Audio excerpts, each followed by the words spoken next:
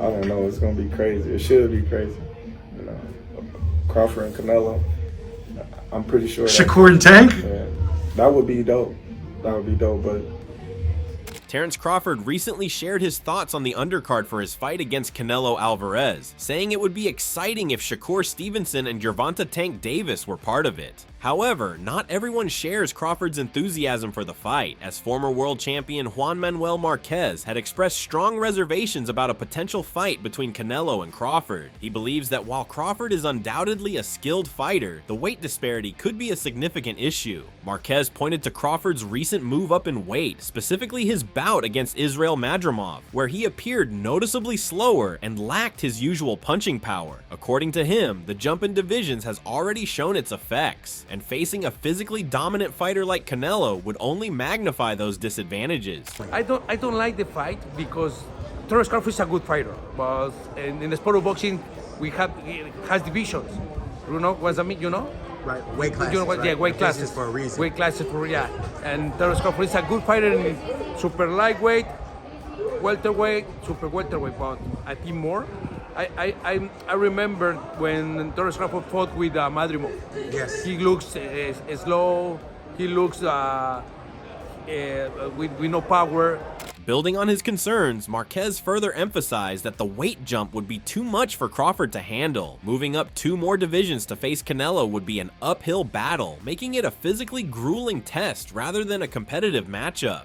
Despite his skepticism, Marquez acknowledges Crawford's exceptional skills, praising his defensive ability and combination punching. However, he maintains that these strengths may not be enough to offset the sheer size and power disadvantage Crawford would face at super middleweight. With Crawford already showing signs of struggle at a higher weight in his bout against Madrimov, Marquez sees little reason to believe he would fare any better against a dominant force like Canelo. 3 more divisions, 2 more divisions. I think it's a top fight for Terence Crawford, but Terence Crawford is a great fighter. He has a great defense. He has a good combination punches, but I think the weight class is no good for him. Echoing Marquez's concerns, veteran trainer Abel Sanchez has added his voice to the growing skepticism surrounding the Canelo vs. Crawford matchup, arguing that the fight is physically mismatched. While he acknowledges that Crawford will make the weight and likely step into the ring at around 163 pounds, he insists that size remains a major factor. Yeah, it's two different people. Yes, Crawford will gain the weight. Yes, he will be probably around 160, 162, 63 in fight time. But according to Sanchez, Canelo is simply the naturally bigger man, someone who has been taking shots from legitimate super middleweights and light heavyweights without showing signs of vulnerability. In contrast, Crawford is moving up into unfamiliar territory, facing a fighter who has proven his durability against much larger opponents. Canelo's a bigger man. Canelo is taking shots from big guys, and nobody has done anything to him. So I don't think this fight. I don't think, I've said it all along, I don't think this fight should happen. Despite the financial allure of the bout, Sanchez remains unconvinced, questioning the true competitiveness of the matchup. In his view, the fight is being made because of the money on the table, not because it's a truly competitive contest. For that reason, he bluntly states that it's not a fight he'd be willing to pay to watch. The money was there for both of them, so it's being made, but it's not a fight that I would pay to see. Reinforcing his stance, Sanchez goes a step further, predicting that Canelo will stop Crawford, not due to any lack of skill on Crawford's part, but simply because of the overwhelming size difference. He emphasizes that Canelo is a naturally bigger fighter who has consistently faced and absorbed shots from true super middleweights and light heavyweights. In Sanchez's view, no matter how skilled Crawford is, the sheer physicality of Canelo will eventually take over. He believes that at some point in the fight, Canelo will catch Crawford, punish him, and ultimately hurt him, making the outcome inevitable. Do you think that he'll stop Terence Crawford? Well, I think so. Yes. And it's not because Terence is not talented. Terence is a talented fighter. It's just that you're talking about a big man who's used to fighting those big guys. Eventually he will catch Crawford. Eventually he will catch and punish Crawford and hurt him. Meanwhile, Crawford remains unwavering in his determination, making it clear that Canelo is the only fight that truly matters to him. According to Crawford, no other fight excites him or adds any real value to his career at this stage. He he dismisses potential matchups against the likes of Sebastian Fundora or Virgil Ortiz, stating that while he would be expected to beat them, such victories wouldn't enhance his legacy. For Crawford, the only fight that truly matters is Canelo, as he looks to cement his place in boxing history with a win over the undisputed super middleweight champion. But as for now, you know, my focus is clearly on Canelo and only Canelo. So none of the other fights excite me. None of the other fights do anything for my career. If I beat, you know, Fundora, Ortiz, Mortaza, Zaya, I'm supposed to beat those guys. You know, so that doesn't do anything for my career. However, facing Canelo is a different story. In the eyes of many, Crawford isn't supposed to win this fight, making it a true career-defining moment. He views this as the biggest fight in boxing right now, a legacy fight that, if won, would solidify his place among the all-time greats. You know, but me fighting Canelo, I don't supposed to beat Canelo in a lot of people's eyes. So that's something that's a career-defining fight. That's a legacy fight, and that's the biggest fight in boxing at this time. Despite gearing up to face Canelo Alvarez, Terence Crawford admits he has been a fan of the Mexican star for years. He has closely followed Canelo's career, studying his fights and acknowledging the significance of each one. I've been a fan of Canelo for years. You know, I just look at all of his fights is great, because without one, there wouldn't be the other. You know, each fight is defining, you know, to take you to the next level.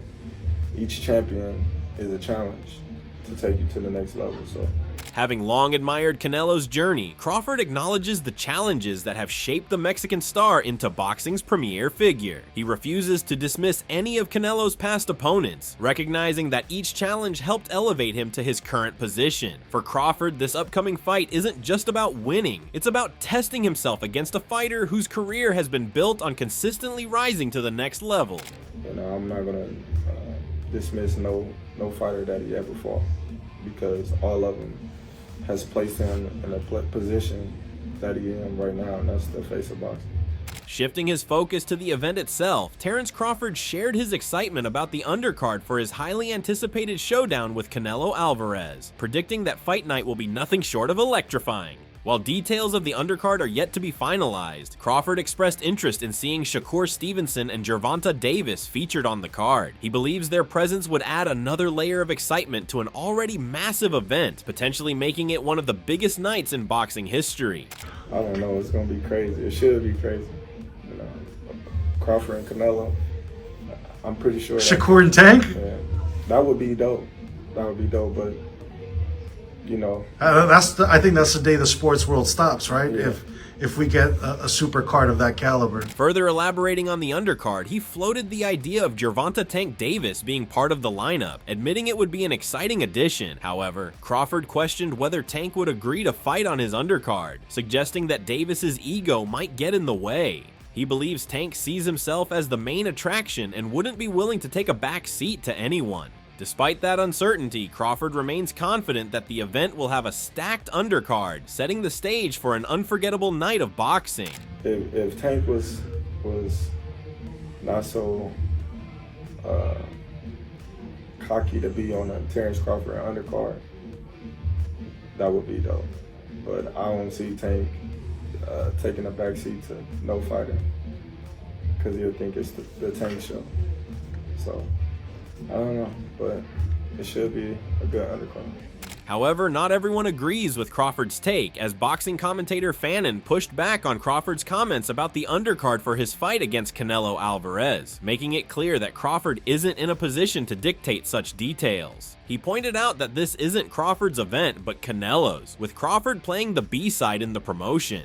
Fannin argued that Crawford isn't the kind of star who can call the shots in a fight of this magnitude, and that he is merely part of a much bigger spectacle driven by Canelo's name. In his view, Crawford has no say over who appears on the undercard when he himself is just along for the ride in boxing's biggest event. Let me tell you, man, let's look at this in multiple ways. First of all, Terrence, that's not your card. That's Canelo's card, buddy. You're the B-side. So you shouldn't be running around talking about anybody being on the undercard, bro, when you pretty much are just there along for the ride with Canelo. Okay? You're not a big star like Canelo, bro. It's not your card. It's Canelo's card, and Canelo's fighting you. Doubling down on his stance, Fannin calls Terence Crawford's demand absurd, arguing that Gervonta Tank Davis is a major name in boxing and has no reason to drop his plans, skip a rematch with Lamont Roach, and sign a deal with Turki Al-Sheikh just to compete on an undercard. He insists that such a move makes no sense for Tank's career. Why would Gervonta Davis, honestly, stop what he's doing, not fight Lamont Roach, sign up to a contract with Turki Al-Sheikh so he can go to Saudi Arabia to fight on a guy who honestly isn't any bigger than he is on their undercard? What in the world is Terence Crawford talking about? What are you talking about? You want the man seriously to be on your undercard? Continuing his critique, Fannin went even further. He dismissed the idea entirely, arguing that if anything, Crawford should be fighting on Tank's undercard before expecting Tank to fight on his. In Fannin's view, the suggestion was ridiculous, as Tank is a proven pay-per-view star with a massive following, while Crawford has never commanded that level of mainstream appeal. The man is the biggest headliner that there is in the sport of boxing, bro. Why in the world, just because Canelo's fighting you, should he be on your undercard? Dude, Terrence, you should be on Gervonta's undercard before Gervonta's on your undercard. That's ridiculous. Fannin further argued that the only reason Crawford would even suggest such a thing is to generate buzz for his fight with Canelo by attaching his name to Tank. In Fannin's view, mentioning Tank in this context is nothing more than a promotional tactic, as there is no logical reason for one of boxing's biggest draws to be placed on the undercard of Canelo versus Crawford. He insisted that such a move would make absolutely no sense and saw it as Crawford reaching for attention rather than making a serious point. The only thing that can make Terence Crawford seriously say that is because he's trying to sell that Canelo Alvarez fight and trying to sell his name on Gervonta Davis by saying something outlandish about him in the promotion of that fight. Because to have Gervonta Davis on an undercard of Canelo Alvarez and Terence Crawford absolutely makes no sense whatsoever, bro. Echoing Fannin's sentiments, boxing analyst Boxing Ego also pushed back on Terence Crawford's suggestion that Tank Davis should be on the undercard of his fight against Canelo Alvarez. He questioned why Tank, one of boxing's biggest attractions, would take a secondary role in the event, calling the idea a clear case of delusions of grandeur. While acknowledging Crawford's skill and accomplishments, he found the statement irrational, stating that it simply isn't something that would ever happen. In his view, the idea lacks logic and further proves that Crawford is overestimating his standing in the sport's hierarchy. Why would he fight on your undercard? Again, delusions of grandeur. Terence Crawford, he a good little fighter, great skill, but when he says stuff like this particularly, for me, it just doesn't make any rational sense. You know, like I know, like you at home know, that is not going to happen. Boxing Ego further scrutinized the idea, pointing out two key obstacles. First, he noted that Tank doesn't have a good relationship with Turki Al-Sheikh, the key figure behind major Saudi Arabian boxing events. Tank has previously expressed frustration with fighters choosing to compete in Saudi Arabia, making it unlikely that he would agree to fight in an event backed by Turkey. Why would he fight on your undercard and he seemingly doesn't have a great relationship with Turkey, and he has expressed like frustrations with fighters going to Saudi and things like that? You know what I mean? So him and Turkey don't seem to be eye to eye. So that's one obstacle. The second major issue, according to Boxing Ego, is Crawford's own comments about Tank. He reminded fans that Crawford recently stated outright in an interview that he doesn't like Davis, making it even more improbable that Tank would want to be involved in a fight tied to him. With these factors in play, Boxing Ego dismissed the idea as unrealistic, reinforcing the belief that there is no scenario where Tank ends up fighting on Crawford's undercard. Two, another obstacle is he doesn't like you. You just did an interview and you literally said, I just don't like this guy. On tape. Like, a lot of times you'll have fighters, they'll downplay it, you know. Terence Crawford told you on camera outright, I just don't like that guy. And I ain't a hater. But then the stuff you do comes across like a hater. Boxing Ego reinforced the notion that Canelo, not Crawford, is the driving force behind the event. He emphasized that this isn't a Crawford undercard, but a Canelo-Alvarez event, with Canelo as the clear A-side in the equation. Calling it Crawford's undercard, in his view, is laughable, as Crawford is the B-side in this fight. Boxing Ego reinforced that Canelo is the one driving the event and that any discussions about the undercard should revolve around his influence, not Crawford's. The other problem with Terence Crawford undercard, it ain't really your undercard. If you fight Canelo, it's really payday, you'll want payday. I know that it's a Canelo undercard.